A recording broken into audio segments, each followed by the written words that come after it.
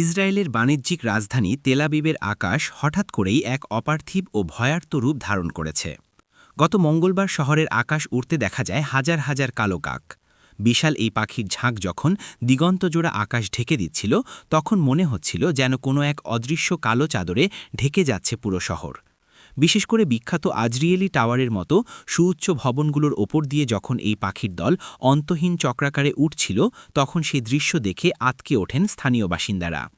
Israel ও ইরানের মধ্যে যখন যুদ্ধ পরিস্থিতি চরমে, ঠিক সেই মুহূর্তে তেল আবিবের আকাশে এমন অস্বাভাবিক দৃশ্যকে অনেকেই অশুভ লক্ষণ বা প্রলয়ের সংকেত হিসেবে দেখছেন। নেটিজেনদের একাংশ মনে করছেন এটি কোনো আসন্ন বড় বিপর্যয়েরই ইঙ্গিত। এক্স বা সাবেক টুইটার ব্যবহারকারী লিখেছেন, ইতিহাস বলে বড় কোনো বিপর্যয়ের ঠিক আগেই প্রকৃতি এভাবে সংকেত দেয়। শুধু সাধারণ মানুষই নয়, ধর্মীয় তাত্ত্বিকরাও এই ঘটনার ব্যাখ্যা খুঁজছেন প্রাচীন ধর্মগ্রন্থে।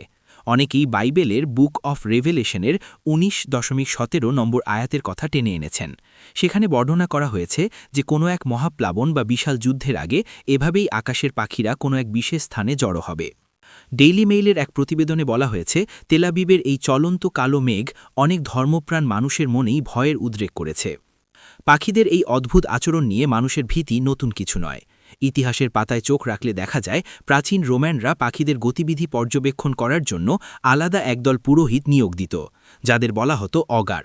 এই পুরোহিতরা পাখির ওড়াউড়ি বা ডাক শুনে নির্ধারণ করতেন রাষ্ট্র কোনো যুদ্ধে যাবে কিনা, কিংবা নতুন কোনো নেতা নির্বাচিত হবে কিনা। একইভাবে ব্রিটিশ রাজতন্ত্রের সঙ্গে জড়িয়ে আছে টাওয়ার অফ লন্ডনের দাঁড় কাকদের গল্প। প্রচলিত আছে, যদি কোনোদিন এই টাওয়ার থেকে দাঁড় কাকগুলো চলে যায়, তবে পতন ঘটবে ব্রিটিশ রাজ সিংহাসনের। এই প্রাচীন বিশ্বাস এতটাই বদ্ধমূল যে আজও সেখানে কমপক্ষে 6টি দাঁড় কাককে রাষ্ট্রীয়ভাবে লালন পালন করা হয়। তেল আবিবের ঘটনার পর এই ধরনের প্রাচীন লোকগাথাগুলো আবার নতুন করে আলোচনায় উঠে আসছে। তবে সাধারণ মানুষের মনে অলৌকিক বা অশুভ ভীতি কাজ করলেও পাখি বিশেষজ্ঞরা একে সম্পূর্ণ প্রাকৃতিক এবং রুটিন মাফিক ঘটনা হিসেবে ব্যাখ্যা করেছেন। পক্ষীবিদদের মতে, ইসরায়েল বিশ্বের অন্যতম ব্যস্ত বার্ড ফ্লাইওয়ে বা পাখির পরিযায়ন রুট।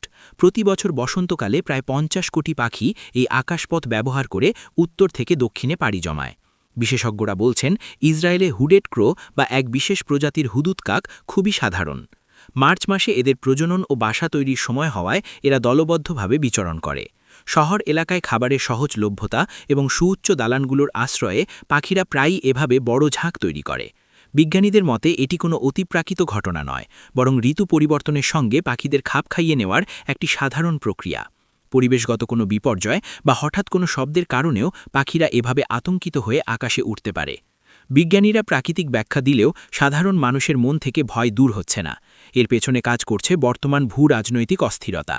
মধ্যপ্রাচ্যে যখন যুদ্ধের দামামা বাজছে, ঠিক সেই সময় মার্কিন প্রেসিডেন্ট ডোনাল্ড ট্রাম্প 82তম এয়ারবর্ন ডিভিশনের 1000-এরও বেশি সেনা মোতায়েনের অনুমোদন দিয়েছেন। ইরান ও ইসরায়েলের পাল্টাপাল্টি হামলায় ইতোমধ্যে 2000-এরও বেশি মানুষের প্রাণহানি ঘটেছে। এই চরম উত্তেজনাকর পরিস্থিতির কারণেই মানুষ আকাশে সাধারণ পাখির ঝাঁককে রণডঙ্কা হিসেবে কল্পনা করছে।